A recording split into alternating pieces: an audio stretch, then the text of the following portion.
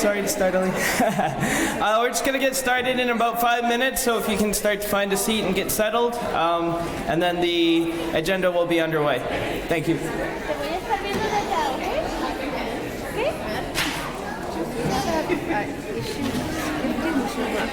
Okay. Figure out who might be to do the welcome. Welcome, correct. Do you see anybody here that might welcome somebody? I'll have a look. I don't see. I was thinking the Sampsons are here from Saanich and Bernadine's here from Saanich. Okay. Only thing is, yeah, Bernadine and Bernadine. Okay. Bernadine's already done. Oh yeah, she's done. She's done the prayer. She's done the. Okay. Who else? Yeah. Okay. Yeah, that's too bad. Skip didn't make it. Yeah. Okay. Anyone, somebody swallowing some? I can't see anybody here for this one.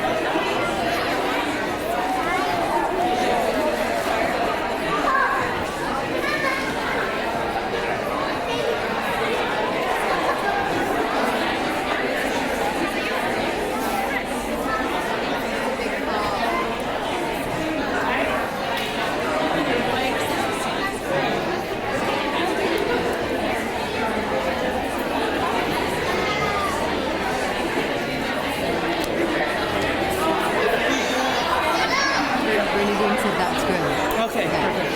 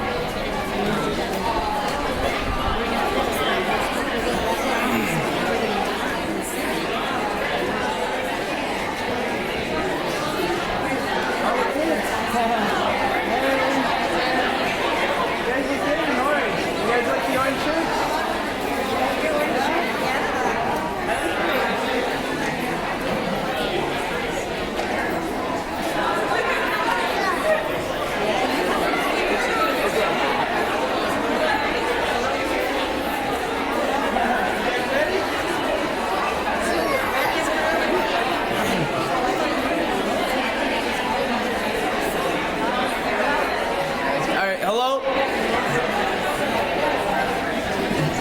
Hey, everyone.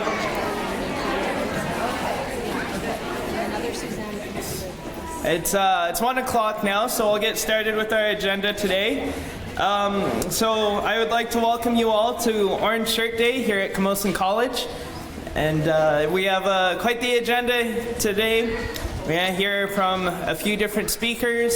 We're going to acknowledge a lot of the history of the residential schools here in Canada. I'll be our MC for today. My name's Ren Louie. My traditional name is Wikananish. I come from the Ahousaht First Nation, which is located in the Nuu-Chah-Nulth Territory up island. And I've been a visitor on these Lekwungen territories for the last 20 years. To start, I want to speak a bit about what Orange Shirt Day is. So, Orange Shirt Day commemorates the history of the residential schools here in Canada. It remembers the victims of the residential schools, the 6,000 recorded victims. We know there's more, but 6,000 recorded.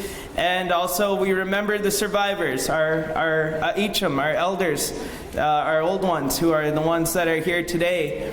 And here on the island, on Vancouver Island, there were 6 residential schools, and 4 of those were in the Nuu-Chah-Nulth territory, in my home territory.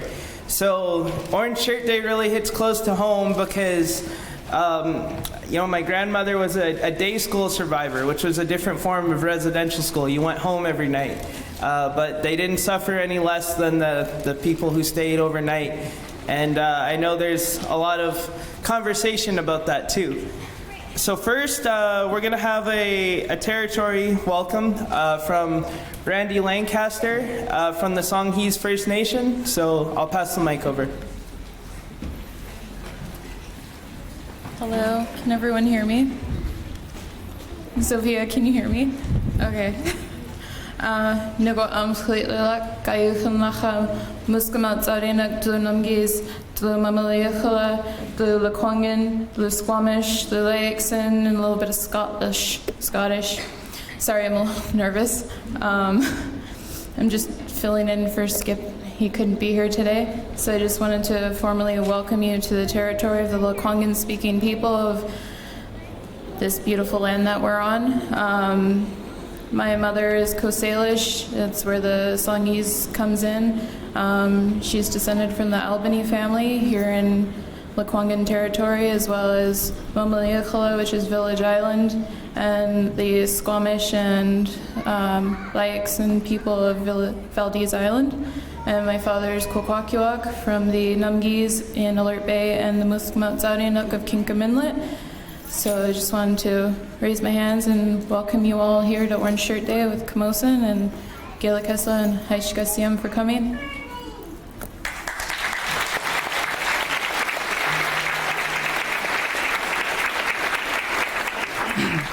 Alrighty, so next we're going to have the youth here, the children of the Camosun Daycare. They're going to sing a prayer song for us. So you guys, well, here we go.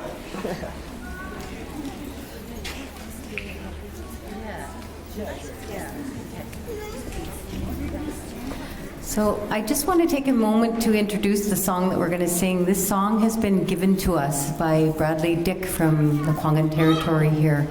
And Bradley Dick had a dream, and in the dream he dreamt this song.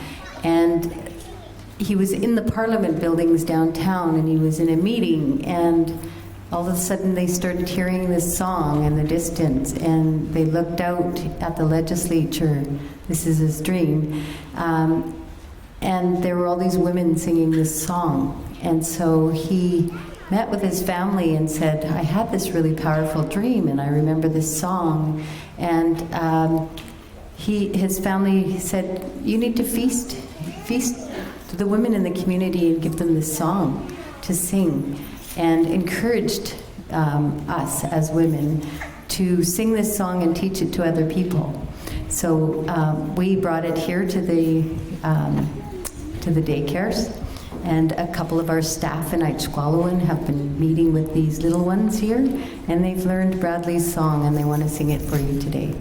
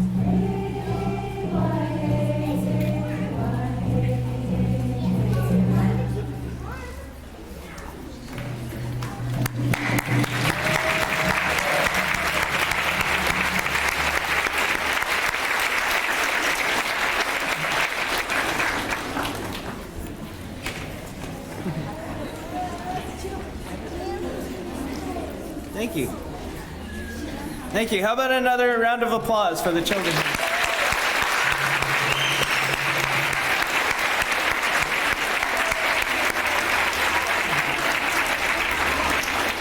Good job, good job. So just before we continue, I guess I'll kind of further speak to the history of Orange Shirt Day. So, not too long ago, there was a young girl. She was from the Shuswap First Nation, and she attended a school over in the mainland of BC. And before she left to school, her grandmother, her name was Lena, her grandmother gave her an orange shirt for her first day of school. And for a lot of us, we remember that first day of kindergarten and how stressful that can be, especially for the parents, that separation anxiety at the start. And Phyllis Jack Webstad's the young girl who attended the residential school with the orange shirt. And when she attended the school, the first thing they did is they stripped the children down to nothing, and they cut their hair.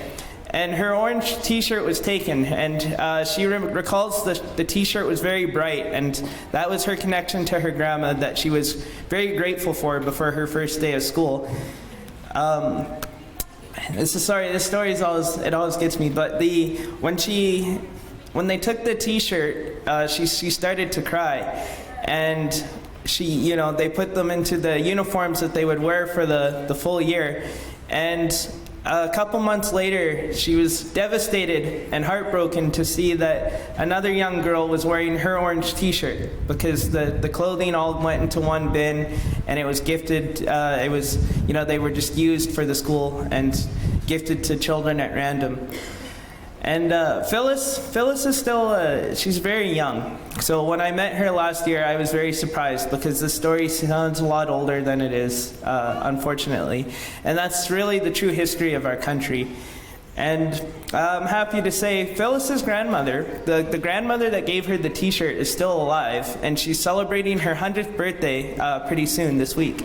So yeah.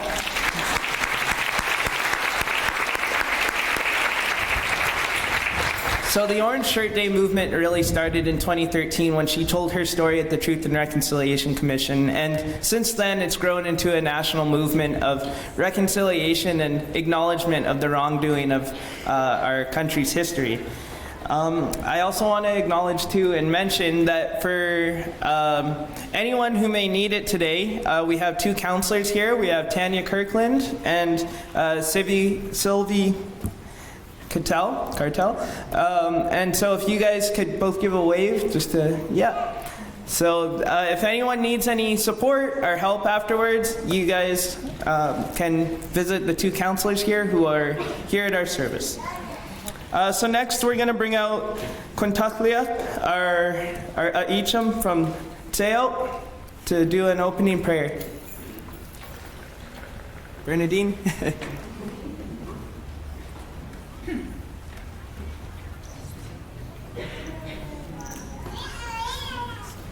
Okay.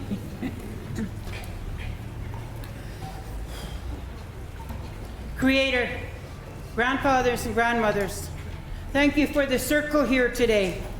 I say a lot of thanks for the sacred grounds that we're on.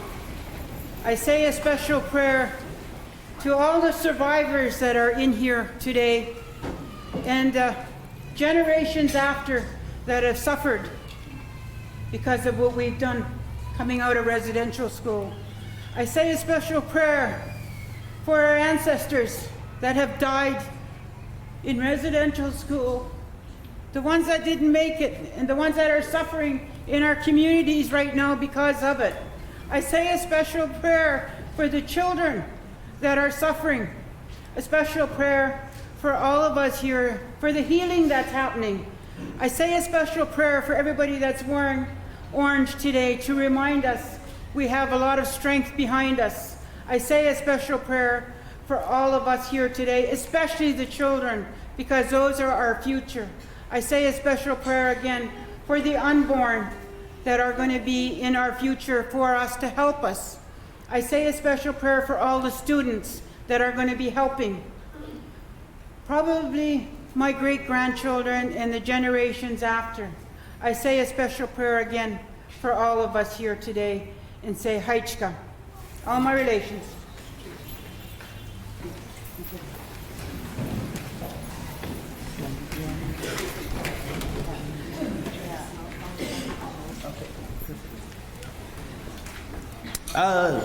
Thank you for that.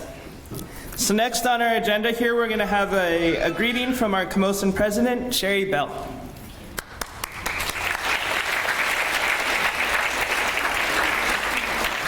Thank you, Ren. Maybe before I start, if people want to move in, so how about if you're on this side, just move over a little bit, so squish together, so we can leave some room for those folks that are standing and want to come in. There's lots of room. Come on in.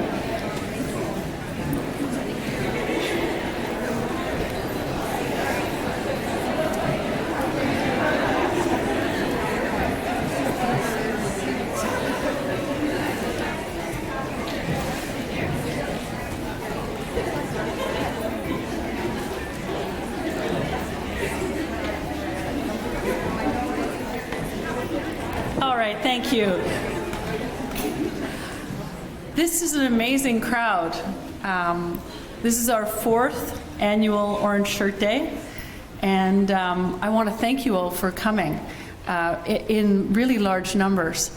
I'd like to first recognize the territory that Camosun College, our campuses are on, the territories of the Lekwungen and Wasanich people, who we thank every day for having this beautiful land that we all work and learn together on. I've been a visitor in this territory for 22 years, and I'm thankful every day.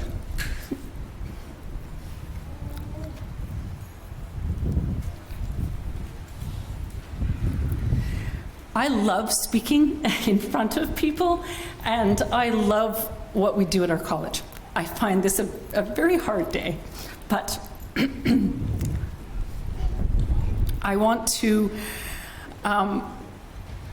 thank our elders for being here today and for speaking, for blessing us, and our students for showing up here along with employees to honor the survivors of residential schools and be part of something bigger than you alone.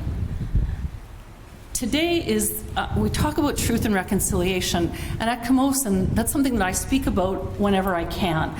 And we are on a really positive path towards accomplishing some pretty big goals. I don't think we'll ever be there because we shouldn't ever be there, but we will work really hard as we've been doing for the past 4 years. But today is more about truth.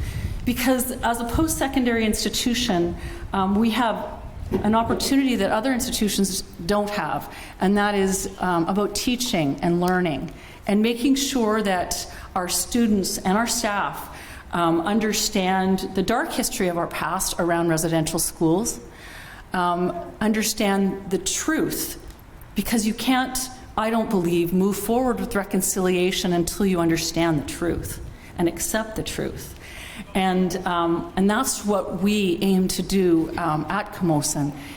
When we think about the survivors of residential school and their courage and determination to tell the truth, I think all Canadians should take that courage and determination and perseverance and make sure that we share that truth with other Canadians so that in Canada, we can have a common understanding of what the truth is. Because once we have that truth, then we can move forward with reconciliation. And my feeling about that is a huge part of relationship building. We can't have truth or reconciliation without relationships. And so why I felt emotional when I looked around the room is this is probably the largest group we've had at our Orange Shirt Day, and that's really powerful. So thank you for being part of that. As a college, we've made Orange Shirt Day a priority. It's an annual event. And I know in other parts of the city and in other institutions, if you drive past schools today, you'll see orange shirts everywhere. If you go downtown on Sunday, you'll see orange shirts. But this morning I went in to get a cup of coffee from Starbucks. And when I was in there, I looked around, and it was the first time I actually saw this on this day. Was, I would say, 3/4 of the people in Starbucks were wearing orange shirts, and they were all different. There were dress shirts, there were t-shirts that had nothing on it, and then there were others that looked like they were honoring the day. And to me, that was pretty powerful, because that means what we believe here and how important it is to, on this day, is actually reaching out into the community, and that's where we will see the difference. And as Canadians, that's what we have to do. So that's our job. Everyone in this room is to take that truth forward so that we can move in a really good way with reconciliation. So thank you so much for being here. And Ren, thank you for taking on the job of emceeing and telling the story. That's a really hard thing for him to do. So thank you. Thank you very much.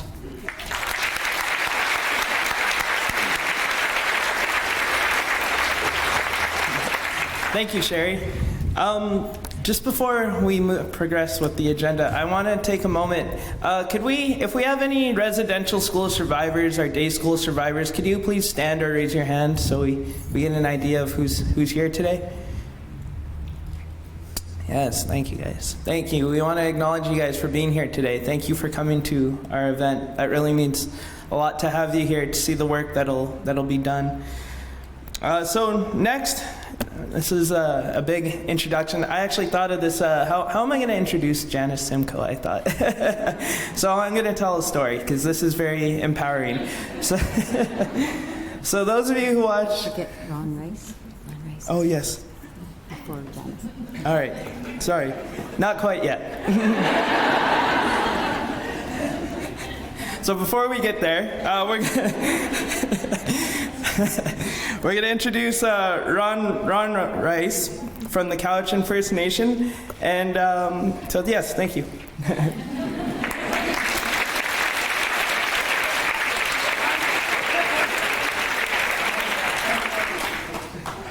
Good afternoon, everyone. My name is Ron Rice. I'm from Camosun Tribes here on Vancouver Island. My hereditary name is Wooshk.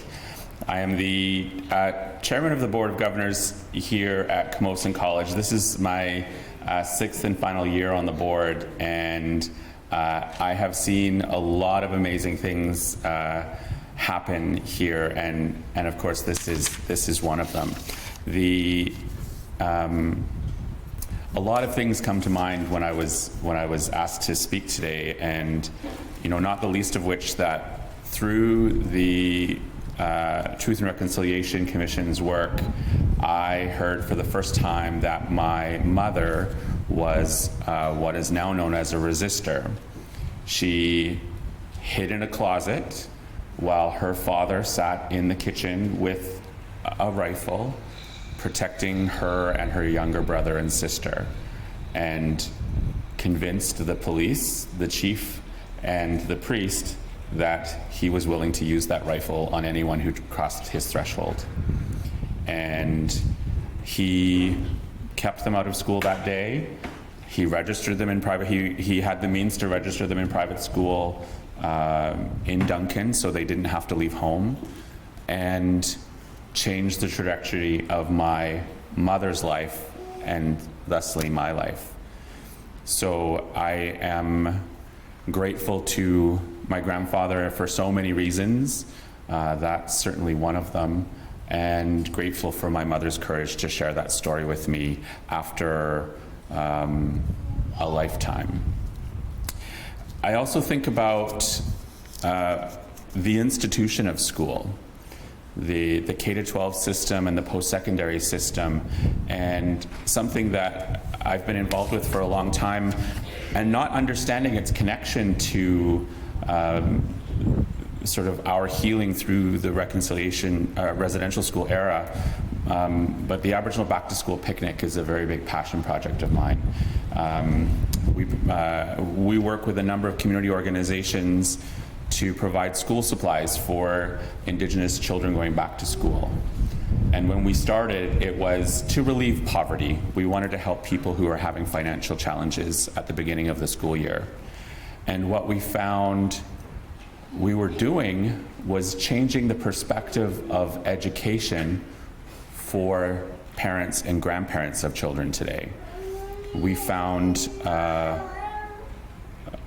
met an elder one day who was there with her granddaughters. They were going into grade 2, and she sort of had an epiphany about what sort of the end of August and the beginning of September used to feel like for her. She knew what back to school meant, and her daughter knew what back to school meant, but her granddaughters have no idea what happened. All they knew was they got new backpacks and they were going to get their faces painted, and there was going to be lunch later, and they were skipping down the path, and this was overwhelming for this elder. And so at that moment we understood that this program was so much more than poverty relief, that it was something that was having a very meaningful impact for our people in a lot of different ways. And I think finally the thing that occurred to me over the past couple of months in looking at the time that I've spent on the board here at Camosun. When I started on the board in 2013, where's Heather? 2013, there were 590 Indigenous students enrolled in Camosun College. And today there are over 1,200 Indigenous students enrolled at Camosun College.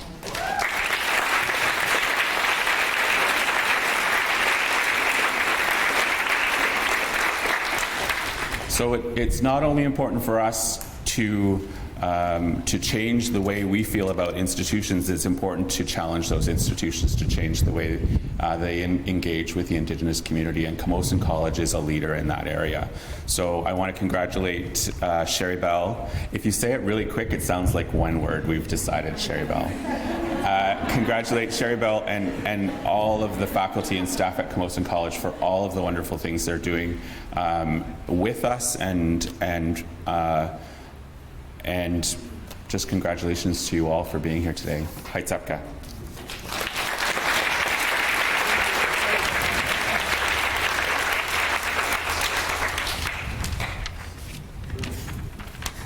Thank you, Ron. Yeah, so one thing I want to mention, today we're here because of two other people in particular. A few years ago, there were two students who took the program I'm currently enrolled in, which is Indigenous Studies, and they too were in their second year. And they brought Orange Shirt Day here to Camosun College. So one of those students is actually a former residential school survivor. His name is Eddie Charlie. And he worked with his friend and ally, Kristen Spray. And together they brought Orange Shirt Day here a few years back. And I'm told they planned it in less than 2 weeks. And since then, it's grown into, like Sherry said, the biggest crowd today we've had for Orange Shirt Day. So let's give them a round of applause.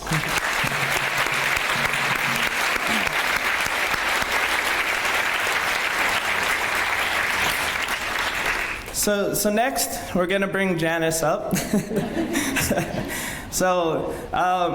Janice, last year she spoke at Orange Shirt Day here, and when she introduced herself, she brought in a unique perspective. She introduced herself and she said, "My name is Janice Simcoe, and I am a savage who can read and write."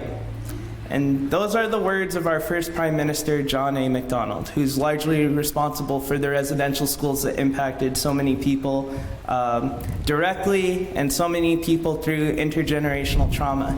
And so this last year, in the last few months, Janice worked on a team with the City of Victoria, and they actually worked to remove the statue of John A. Macdonald from in front of City Hall.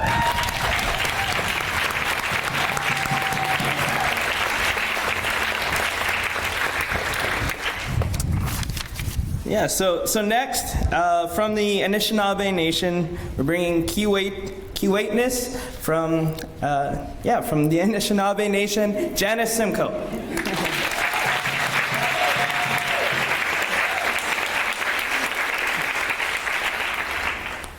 Thank you, Ren.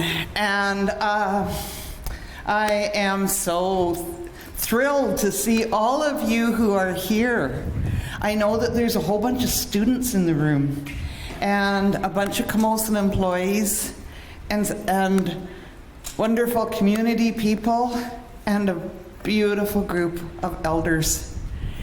And I'm so moved that there are survivors here who are sitting with us.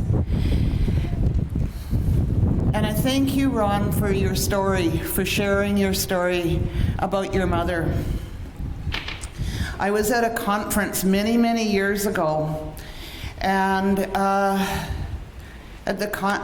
was a conference before TRC was even thought of. It was a lot of years ago, probably 25 or 30.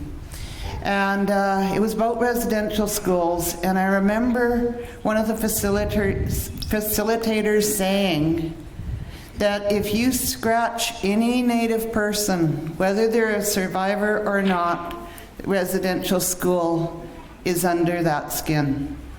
That there are not any of us who are free from the legacy of what we're talking about today. My story is I was born on a reserve called Barons River in central northern Manitoba. It's northern unless you're from Manitoba. And I have a sister who's about 2 years older than me. And there was the two of us and our parents that lived on this reserve where my father, Leonard, the late Leonard, had a mission there. But they knew that their kids were starting to not be babies anymore. And when my sister turned 5, they started making plans to leave where they were and go back to Ontario, where we're from. And the reason for that was because the kids on that reserve, and my sister and I are old enough that this would have happened. Yes, the police and the church came and they took the kids when they were of school age. So my parents went back to Ontario the summer that my sister would have started school, and we couldn't find a place to live that worked. I'm from a biracial family. My mother is of ancestry from Germany and the British Isles. And so we ended up on Vancouver Island because that's where we could find a place that we could live. So I recognized that the Creator had their way. And my family ended up here, and my family has done work here. And this is a really good thing, but I am really, really aware of the refugee status of our family. We grew up, and my younger siblings were born here. But we grew up without knowing our land and without the old people of our family around us. We just grew up in a tiny little unit of people. And we wouldn't have had to do that if there hadn't had to be that escape from what definitely would have happened to my sister Mary and to myself, and eventually to the younger children that followed. So I've grown up on Vancouver Island, first in Camosun territory in your lands, Ron, in Sauk territory when I was a teenager, and when I became an adult I moved here to Victoria, and I've lived on Lekwungen territory my entire adult life.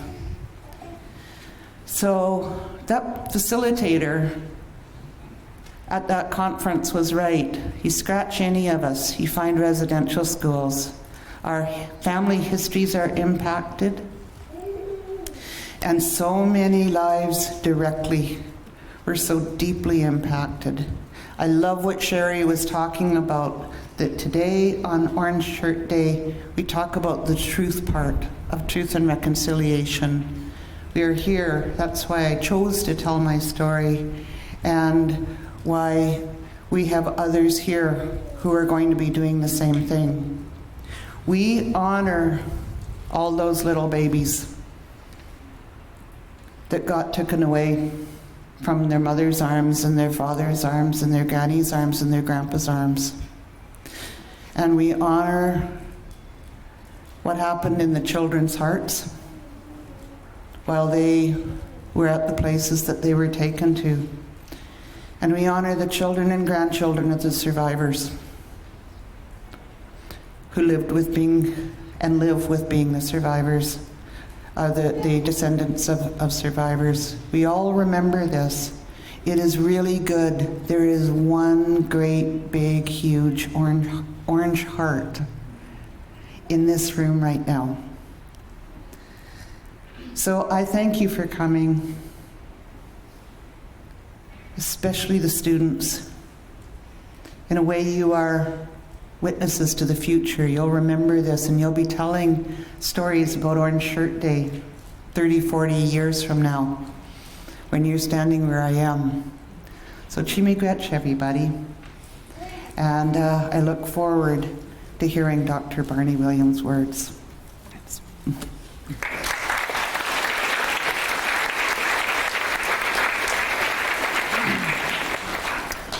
So one thing that should be acknowledged here today is we have a very diverse crowd, it's very empowering for where we are as a society today, especially all the non-Indigenous people who serve as allies to right the wrongs and better the future of tomorrow. And one thing we wish to acknowledge is that we have guests all the way from New Zealand, our Maori guests. So if you guys want to give a wave.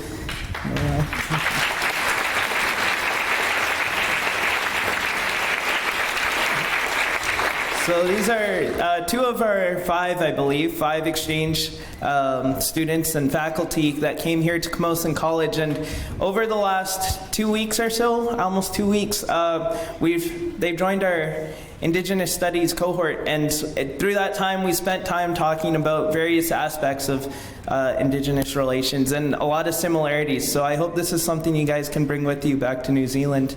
It's very important here in Canada, and I know it's important in New Zealand too, because you guys went through a lot like us. So next we're gonna have Dr. Barney Williams come up from Tlaikuit, and his traditional name is Kliwita, and Dr. Williams worked on the Truth and Reconciliation Commission, and he is our keynote speaker today. So we're going to bring Dr. Williams, and he attended, as he told me, 2 different residential schools. So he attended one here on the island, which was located in Tofino, and the other one was located in Kamloops. So everyone, let's introduce Dr. Williams.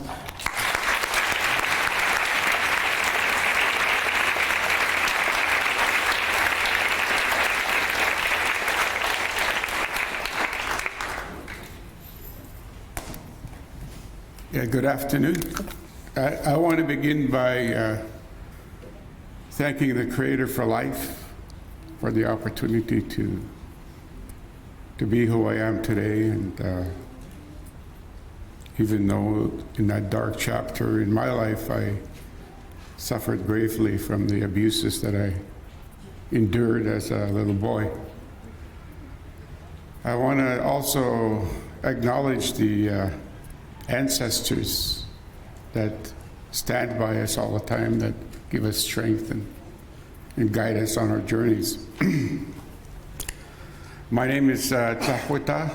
I'm from Tlaikuit First Nations. I went to residential school for 13 years. I was taken away when I was 5 and a half, ripped from the arms of my granny. I lost Mom when I was a year. She also went to res and died of tuberculosis, I understand. So my story is like many other stories across the country that I heard when I was part of the commission, the Truth and Reconciliation Commission. And as was alluded to, I think that people need to hear the truth about what happened to little boys and little girls in those places. That we don't need to hide it anymore. We need to tell our story about those things that happened to us. But we also need to be cognizant of the fact that we came through that dark time and made something of ourselves. We embraced our culture. We hung on to our culture, and we made believers of ourselves as who we are and where we come from. Because in those schools, they tried to kill the Indian in the child, that they tried to convince us that we were no good, that, like was alluded to, that we're savages, that will never amount to anything. And that's what I was told. I mean, for the longest time, I believed I was not capable. And now I have a different outlook on who I am and what I can do. However, what saddens my heart is that I didn't embrace that sooner. I didn't embrace the qualities and the opportunities that I had, because those things of that dark time hindered my journey. Even today, in the halls of my mind, I hear the cries of my friends in the night. And then I have to wake up and say, I'm okay, nothing's going to happen. Nobody's coming for me.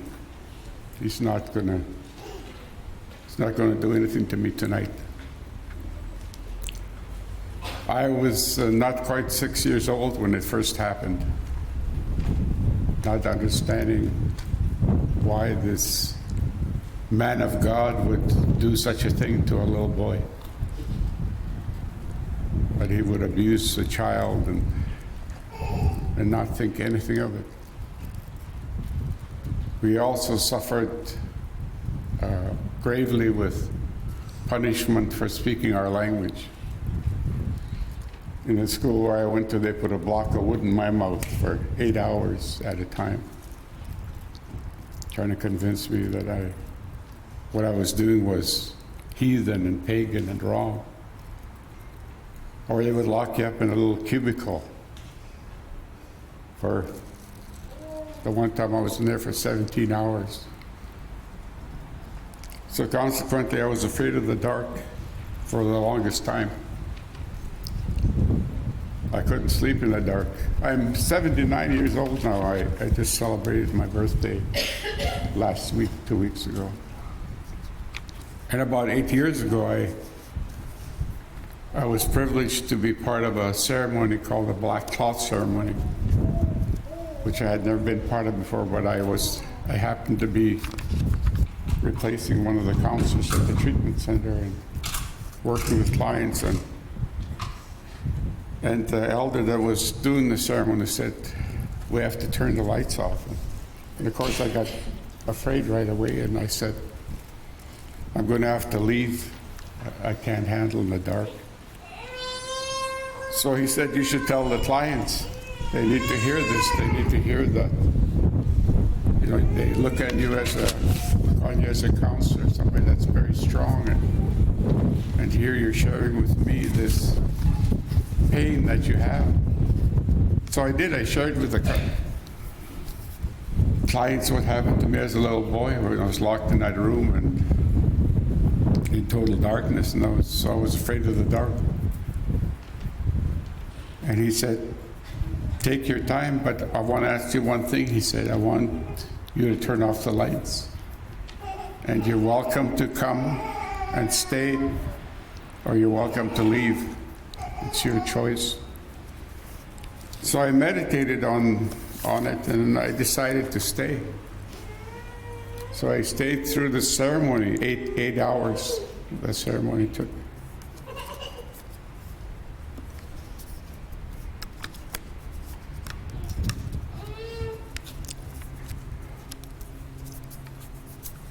And I went home that night, and I said to my wife, I said, you're not going to believe what happened today.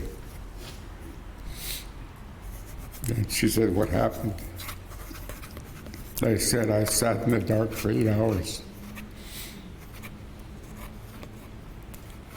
So when we went to bed that night, I said, you could turn off the lights. 72 years I carried that fear. And I was able to, for the first time, sleep in the dark. And that's only one of the demons that I had to deal with, among other things that hindered my life, the addictions I went through, watching friends die through drinking and losing friends.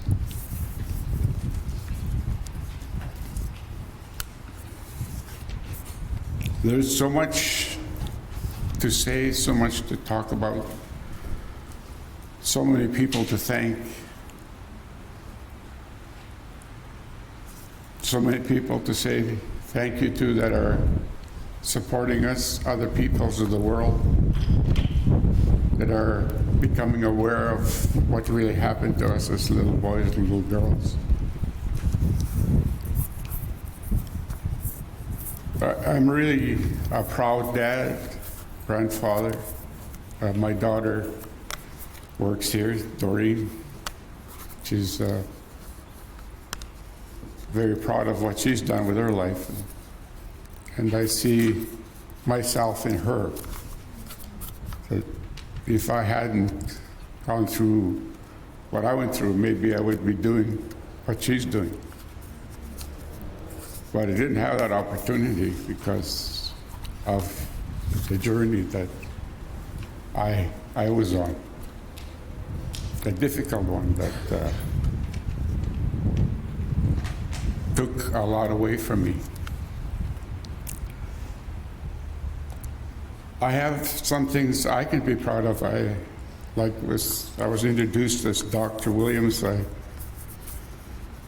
was really honored this past year to be bestowed with an honorary doctorate from the University of Victoria. And it was a very emotional day because when I spoke, I opened my speech with much like I did here, that who would have thought that that 5-year-old boy that was ripped from the arms of his grandmother would be standing on the stage with great minds, students that were graduating with masters, bachelors of science. That I was humbled by being part of that ceremony that day. And I'm really proud that I was able to accomplish that through the years I've dedicated my life to helping people that are less fortunate than me, that have suffered the same horrible things that I did. I've been sober going on 54 years this coming year. I'm celebrating 54 years of sobriety, which in itself is a miracle. I never thought. On my 70th birthday, a friend of mine came to my birthday party and he lined up my children. And he said to them, "I'm here to honor your dad." He said, "He's gone now too, he's in heaven." He's a school buddy of mine. He said, "I'm here to honor your dad because one time I didn't think he was going to make it past 18. But I didn't think he was going to live this long. I'm really happy that he has."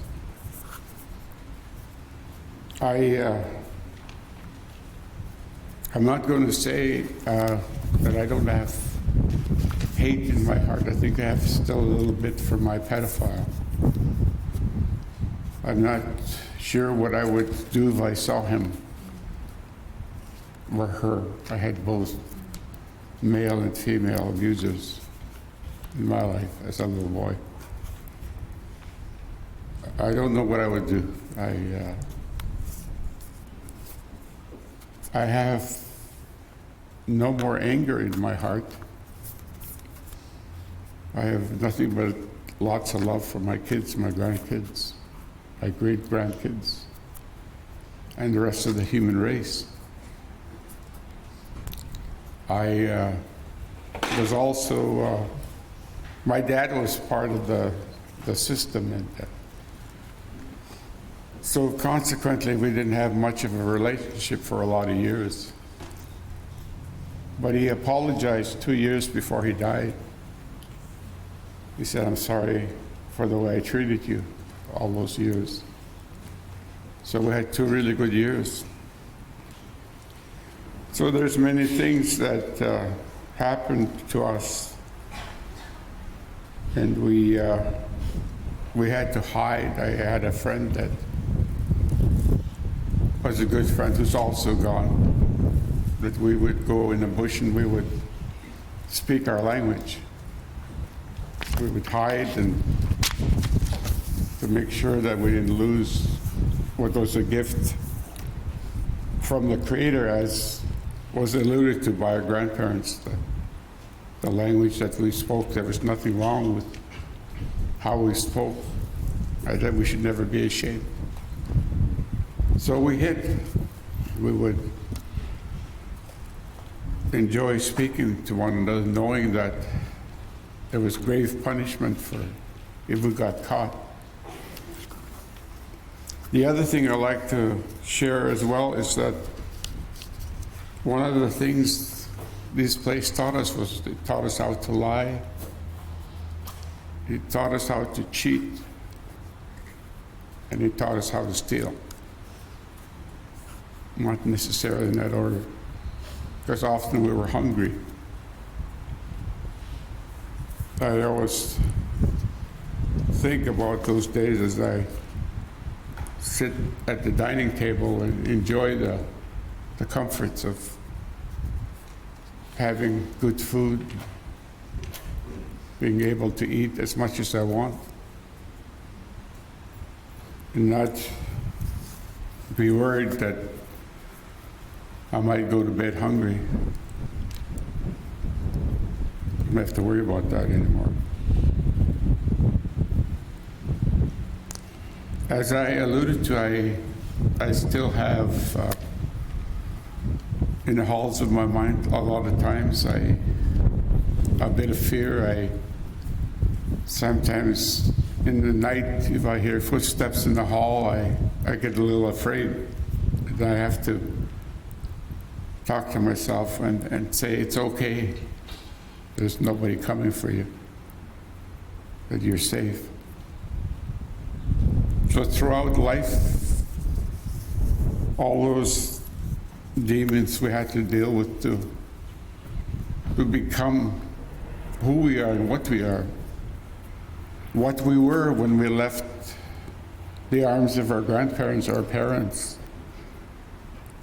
That the challenge became that we would regain that identity, that we would be proud of who we are and where we came from, that there was nothing wrong with being Tlauquet, that I was born like everybody else with the opportunity to be what I want to be. And unfortunately, back in the day, that wasn't so. I actually came here in 1969, 70, when I came to believe that I was capable. I came to school here and did what I had to get an education. With much fear, and I remember one of the instructors telling me that I was capable. And that was the first time I'd ever heard that in my life.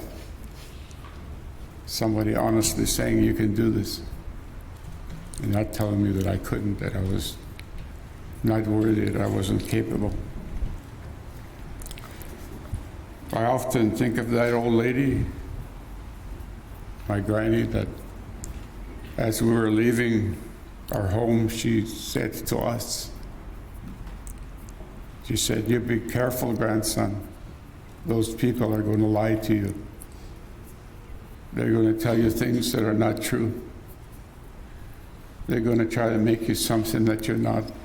And all that came to pass. In retrospect, when I think about those words of that old lady, They're so true.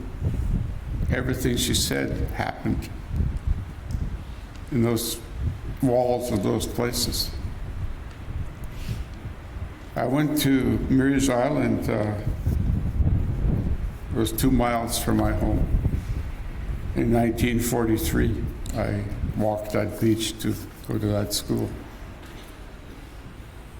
And I never came home until I was 14 years old.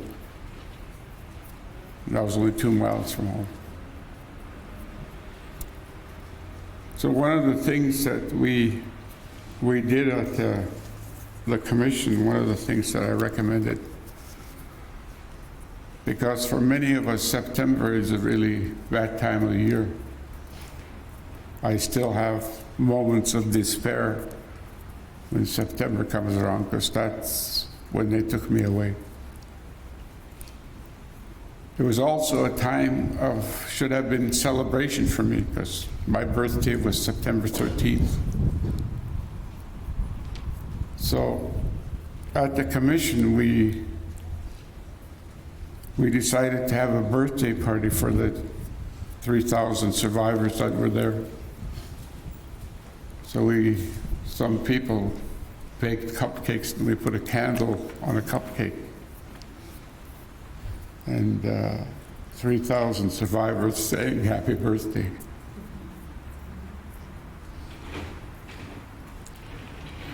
So consequently, I guess for many of you, maybe it's just another day. But for many of us, it's really special. Because we never ever did celebrate a birthday.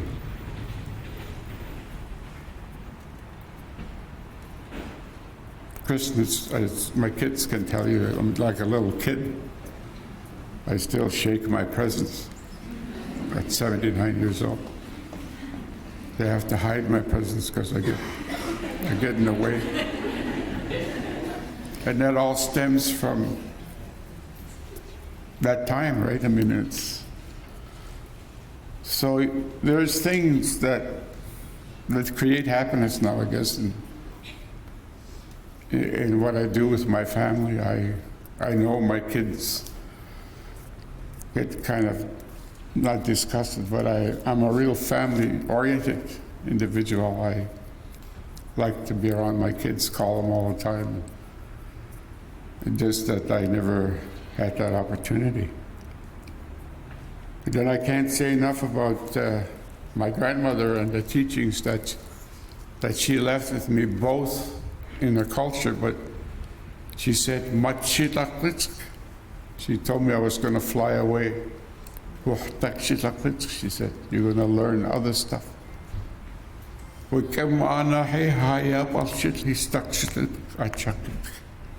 And she repeated again what I said earlier. You can grasp and take all this that's going to be given to you, but you must always remember, grandson, remember who you are and where you come from. So I've done that.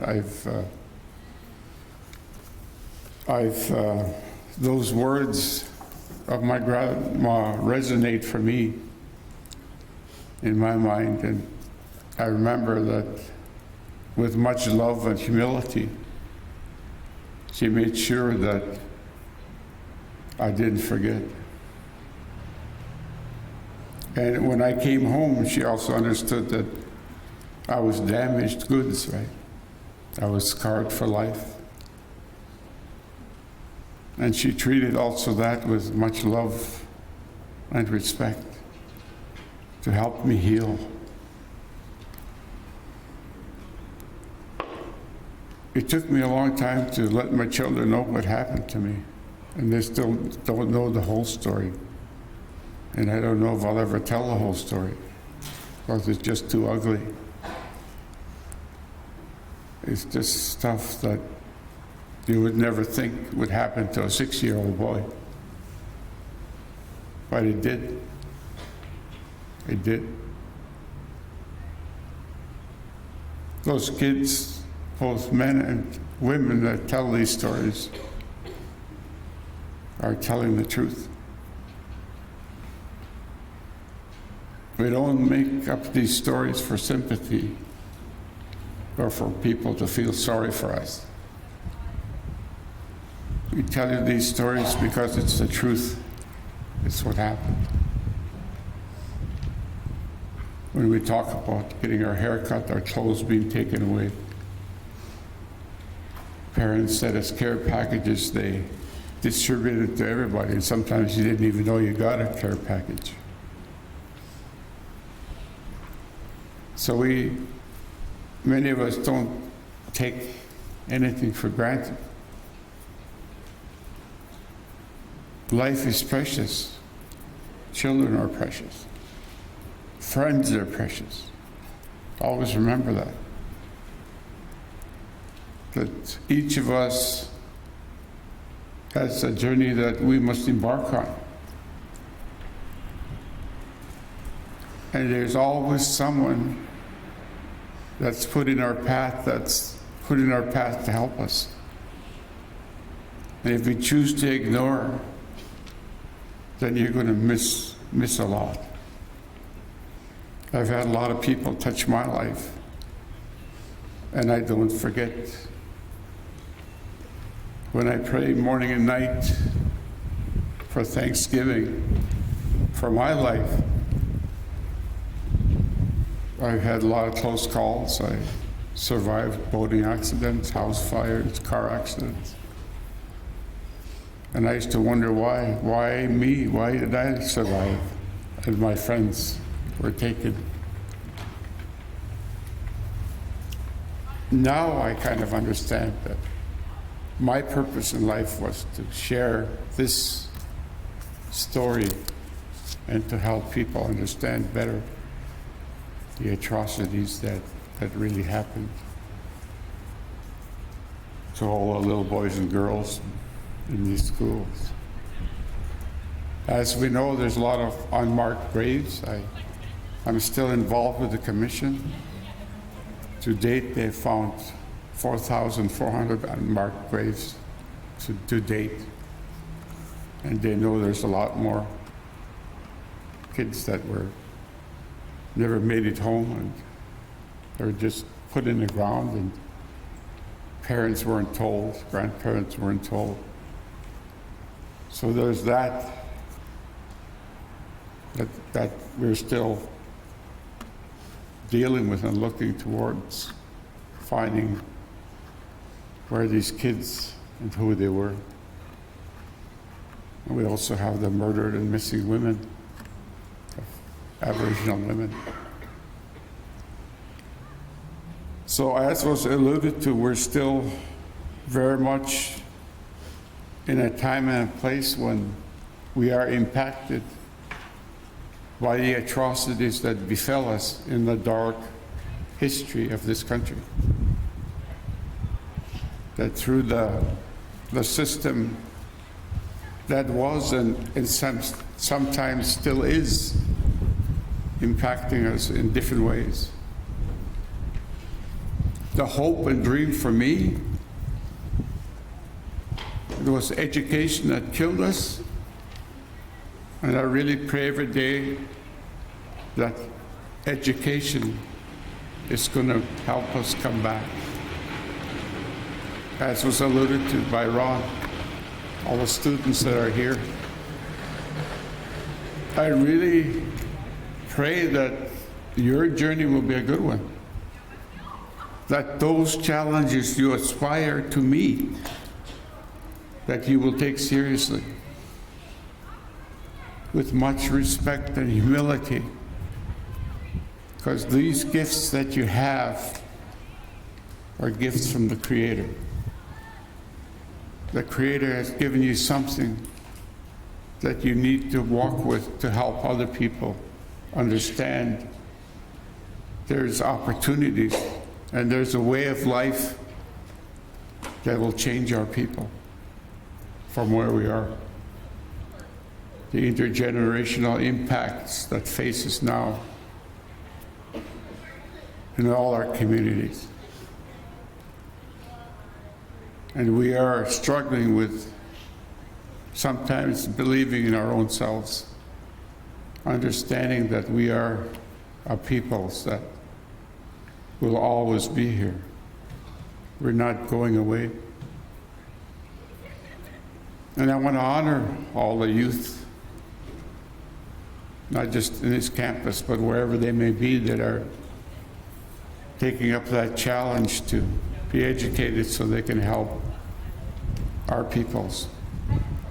But most importantly, help our non-native friends understand better that yes, we do have a dark history that we lived through, but we also have an opportunity for light for all peoples, including us. I really like Barney now. I often pat my own back now because for so long that didn't happen. I suffered through addictions and through not believing in myself and not being proud of who I was. But now I sincerely, at 79 years old, believe that I have a lot to give still, and I will give until I can't give, until I can't walk, until I face my final curtain call and go home and join my granny and everybody that helped me to understand that I was better than that. I was better than what they said I was. That I was capable and I was able to do the things that I've done in my life that I'm proud of now. As I said earlier too, I sometimes saddened by the fact that I feel sometimes I didn't achieve as much as I could have based on the trauma that I experienced as a child that hindered my way of life and not accepting the challenges that were put before me at the time. I always say if it were put before me now, I would do it. And I wished I was able to say that 50 years ago, 60 years ago. Who knows what I would have been? Might have been a president of this institution. You never know. But I want to thank you for inviting me, and I guess if I got a message, I think it's that, let's not forget those that are not here. Some of my own friends that didn't make it because they were so damaged that they couldn't get past the pain. And they died so young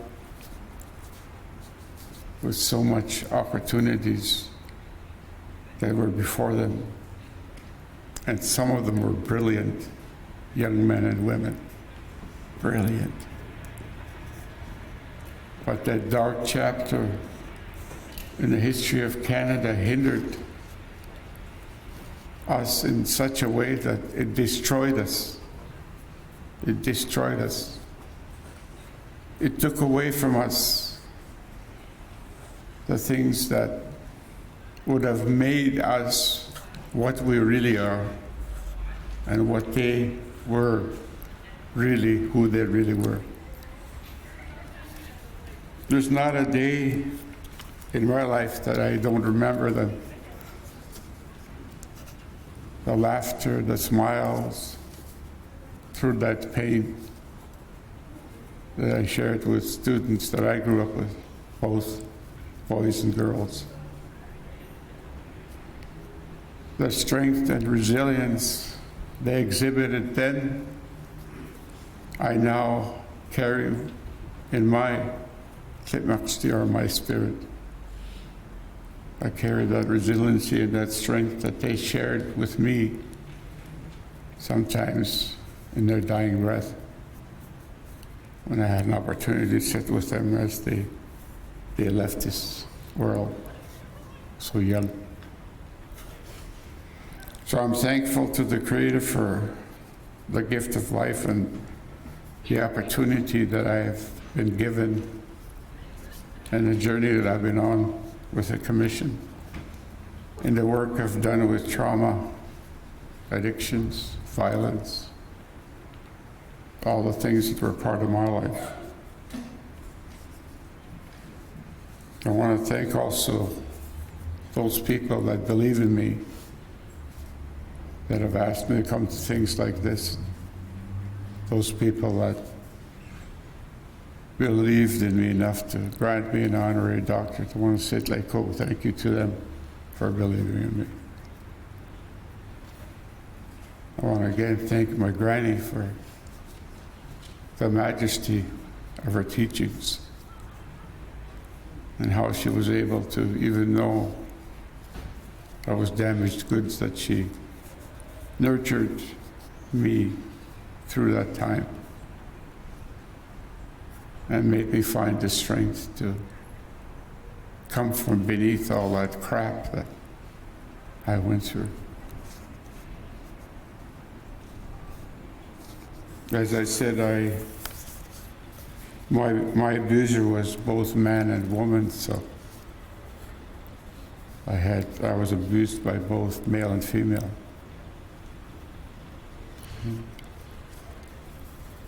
It still hurts. I mean, when I was in therapy, one of the things I learned that it's an event that happened that I can't change.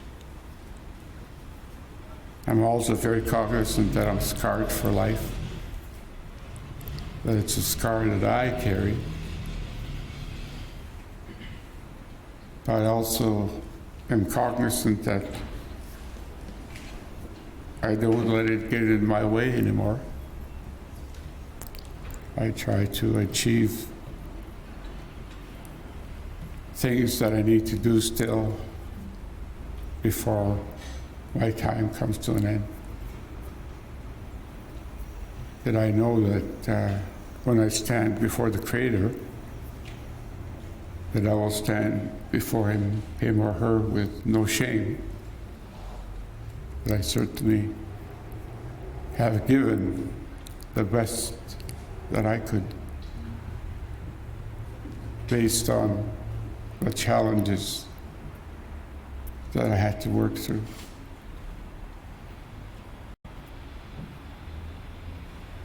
Those cries in the halls of my mind are still rear its ugly head once in a while, not as frequent anymore.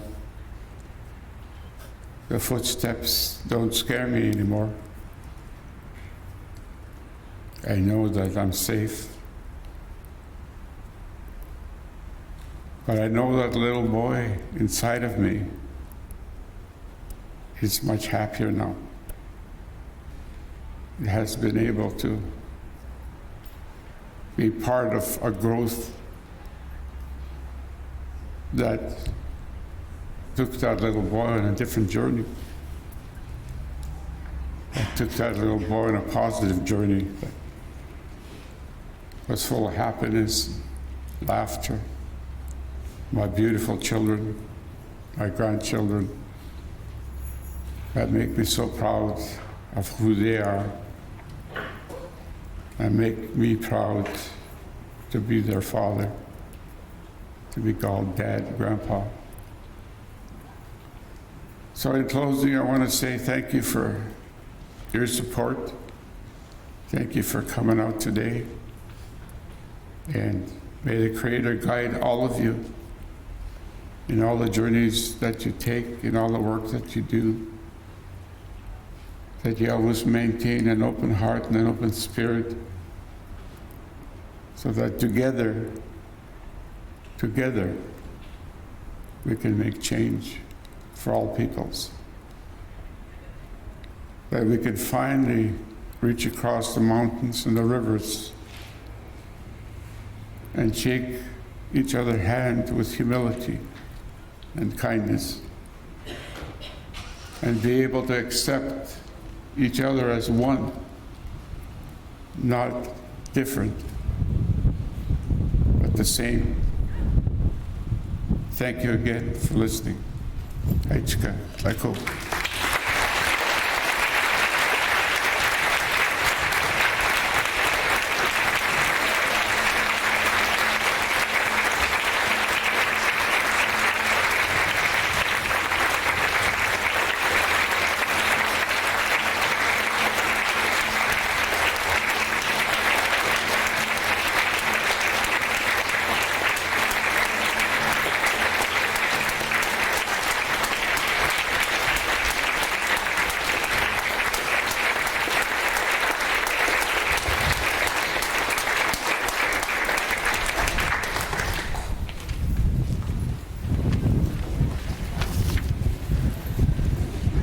Once again, want to thank Dr. Williams, who gave us his keynote address today. So, before we move any further, these words came to mind today from our elder in residence, Victor Underwood, and he's not here today, but he says these words quite regularly, and I'd be lying if I said those words don't help me through everything I go through, and it bears in comparison to what he went through and what a lot of our elders went through as children. But he says, you didn't do anything wrong. They did. And so every time he says that, he recalls that he heard it from one of his old ones, his elders. And he shares that with us, and it helps, for those words and those actions that go against us to bounce off our back or to go into one ear and out the other. Those are the important teachings he always leaves us with. So next we're going to have a performance from the Aitsqualawan singers. So I'm going to call on Sandy Mitchell from the Anishinaabe Nation to introduce her group.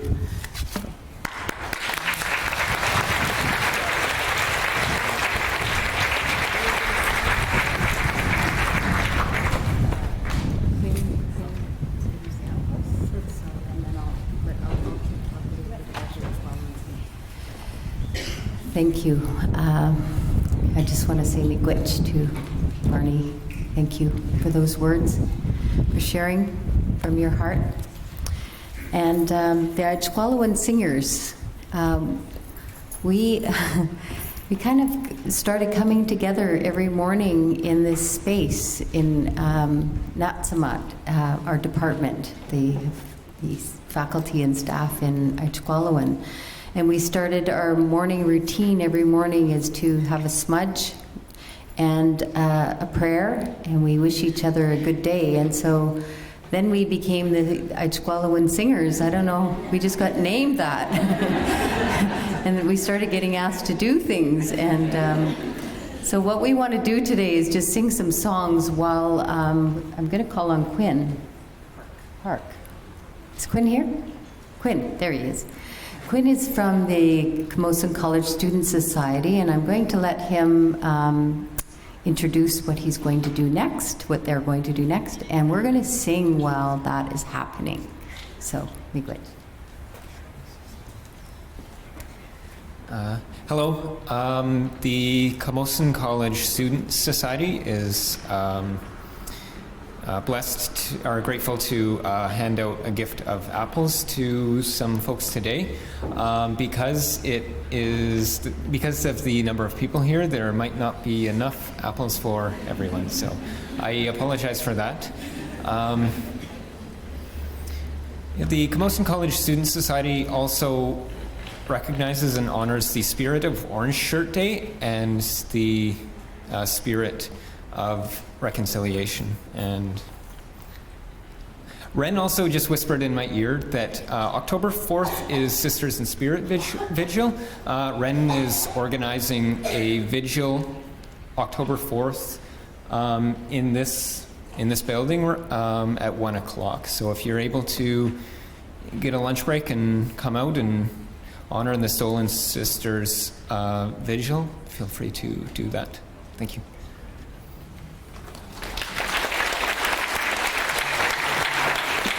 So I'd like to call my brothers and sisters from the Aichqualawan Singers forward, and we'll sing while they're giving out apples.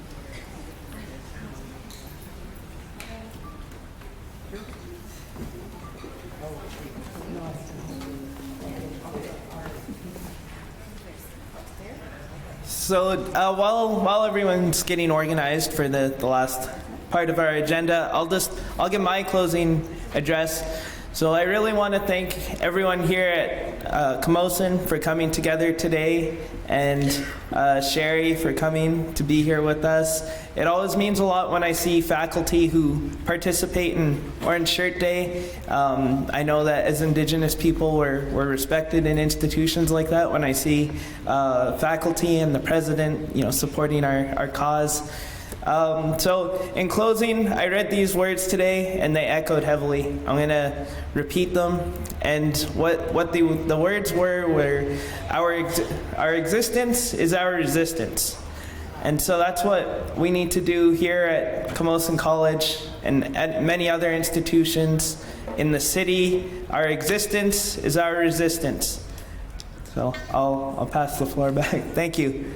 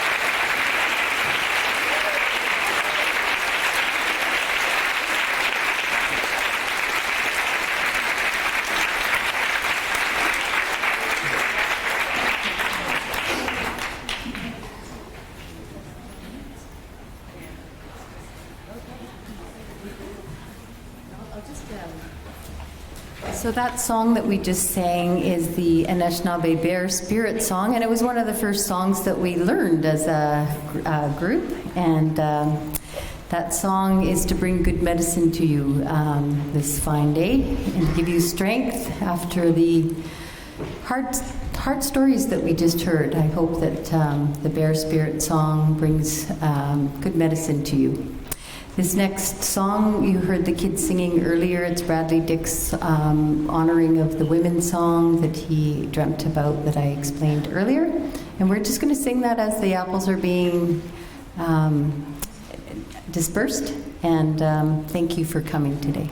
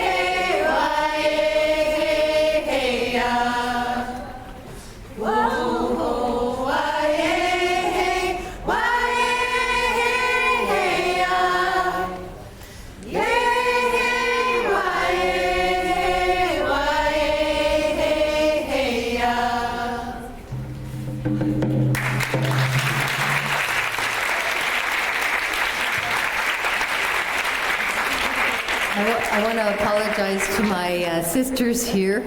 I keep starting that in my powwow voice because I'm from the East. We aspire.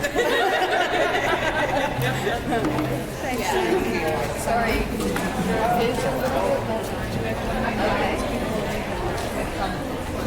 Hey, hello. Sorry, just two last things. So one is that there's food on your way out that you can grab before you leave. And two, we have a cell phone that was turned in. Yeah, that's Allie's. Okay, good to know.